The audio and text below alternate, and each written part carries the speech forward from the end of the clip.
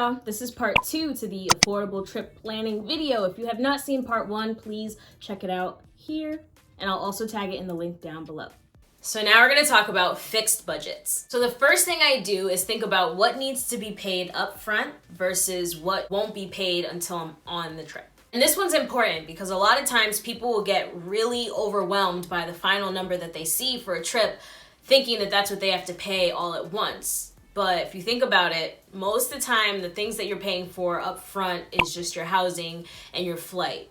Maybe a couple of excursions. So think about it that way. This won't all be spent at once. And with that said, I know a lot of times, Airbnb, for example, they'll let you make a deposit on the housing. So you'll pay half of it at the current moment, and then you won't have to pay the other half of it until maybe 2 weeks before your trip, which is really helpful for those who need time to kind of accumulate money to go on this trip. So after I think about what I'm paying up front and what I'll be paying later, I think about how much time I have between the day that I'm planning to the first day of the trip. So for example, if my trip is exactly 1 month away, I think about how much income I'll make in that specific month. From there, I'll subtract all my expenses from that day that I'm planning to the first day of my trip. So I'll think about what bills are due within that time frame, subtract that, cost of food and living and stuff like that, and that'll get subtracted only within that time frame between the first day that I'm planning and when my trip is. And then I'll see what I have left over. And I'll make a whole separate video to explain in general how I budget my lifestyle to incorporate travel money so that I'm not in a situation where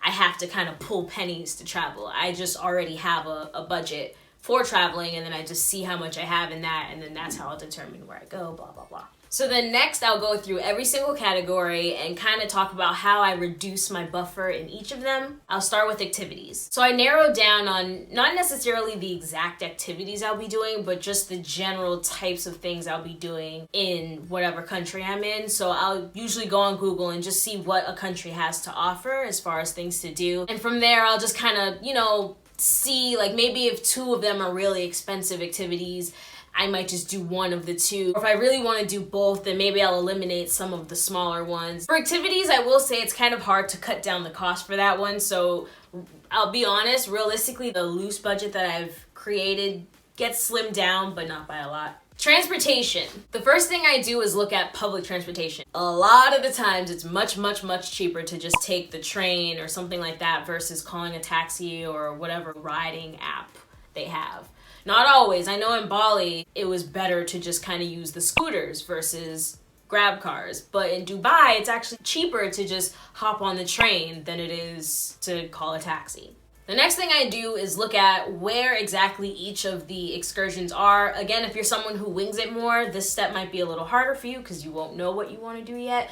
But for me, I usually plan 1 thing a day. So I look at where each of those excursions are on the map relative to my Airbnb location or hotel, whatever. For example, if our Airbnb was in location A and one excursion that we wanted to do was in location B, something else we wanted to do was in C, and something else was in D, chances are we'd either find a way to do excursion B, check out C and D, and then go back to A all in one day. Or if we had to split them up, we'd check out B on one day and then check out C and D on the same day so that we're not making a trip to D and then a trip to C. You see, we reduce the Uber rides. You gotta group your excursions together so that your transportation costs are as low as possible. And then lastly, I'll look at how many things I can walk to. A lot of times there's a restaurant or an activity that we want to do that is within walking distance and there's no reason to take an Uber ride. Also, a lot of times excursions on Airbnb will offer transportation. In Dubai, was it 3 of them that we did? They came and picked us up from our Airbnb app, or they would pick us up from a certain drop-off point, which was still cheaper than a taxi. So when it comes to food, I'll narrow down my category by not necessarily deciding what restaurants specifically I want to go to, because a lot of times we'll just kind of be exploring and walking around, and then whatever cafe we see on the side of the road, we'll check it out. So I'm not saying you need to know exactly what restaurants you want to go to, but I do think you should decide how many times you want to eat out per day for your trip.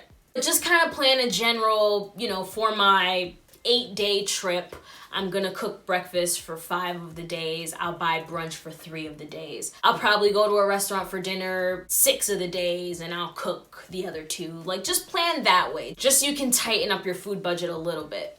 Also, think about your eating habits as well. I know for me personally, a lot of times, depending on what country I'm in and the portion sizes they offer, I'll have leftovers because I won't be able to finish my food, and those leftovers will act as another meal. So just think about that as well. What are your eating habits? And factor that into your price. And lastly, for foods, pack dry foods if you plan to cook, if you're gonna have a kitchen. My go-to is always baked mac and cheese, just because it's something really cheap to make, but it feeds you for multiple days. I'll buy a box of pasta from home and just put it in a sandwich bag and put it in my carry-on. Seasoning, I never buy seasoning in other countries just because it's not necessary to spend money on a whole thing of seasoning. So I always just kind of take seasonings, put them in sandwich bags and label them, and that goes in the carry-on. And so far, no one's ever confused them for drugs, so I think you should be fine if you label them seasonings. But yeah, just dry ingredients that you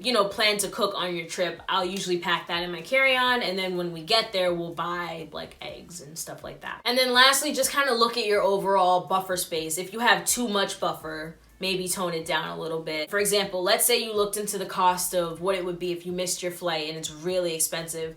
Maybe cut that out your budget and make it a point to be extra early so that you don't miss your flight.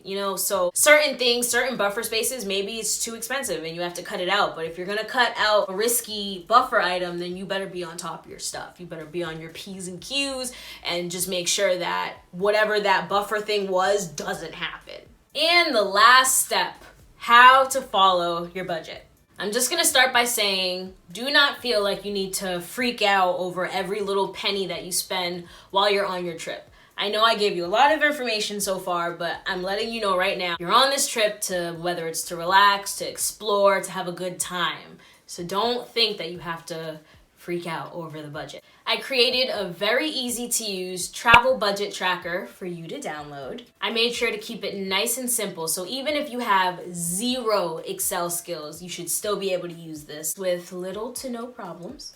Hopefully you have a smartphone or something so that you can download this app to use the tracker. I will say you shouldn't need internet to use this, so you can have your phone on airplane mode and still be able to track your finances. All you do is go to www.raisinstandards.com. This video was old. I have a new website now, and you can find all the resources in the free resource section.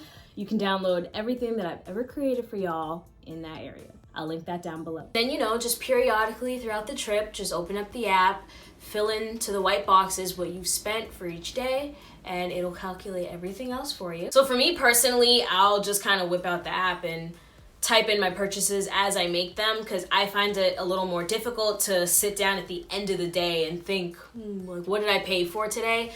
So just so I don't have to think about it that hard, if I'm at the store, let's say I'm in Dubai and I paid 200 dirhams for something, I just go into my phone, type in 200, and then that's it. I go about my day. And then from there, depending on how you spent your money one day, that will kind of determine how you spend your money the next day. So for example, if for day 1 and 2, you went way over budget, that's fine. Just know that for days 3, 4, whatever, you have to spend a lot less just so that overall it'll balance out. That's all. So maybe if you had something planned for day 3 that you hadn't paid for yet, maybe don't do that activity anymore. Maybe think of something else to do. Or on the flip side, this has happened to me in Bali.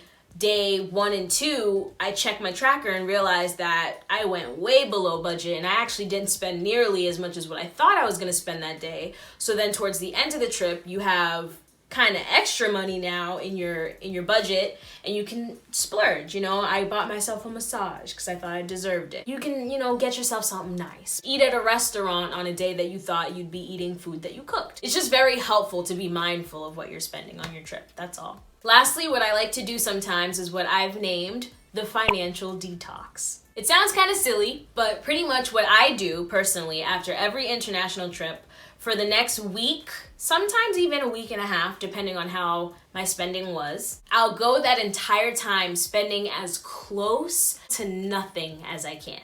I do this after every trip, but I extend it to 1.5 weeks when I've gone over budget on a trip overall.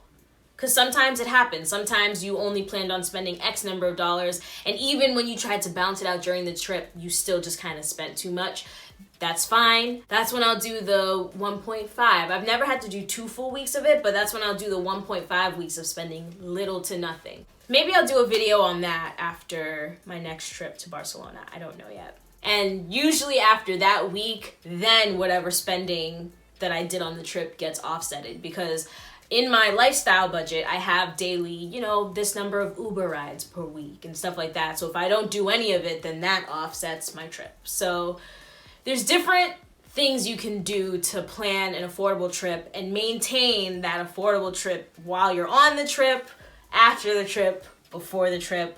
Okay guys, so that's all. Once again, the link to the budget tracker is in the description box below. I hope you guys enjoyed. That's all. Bye!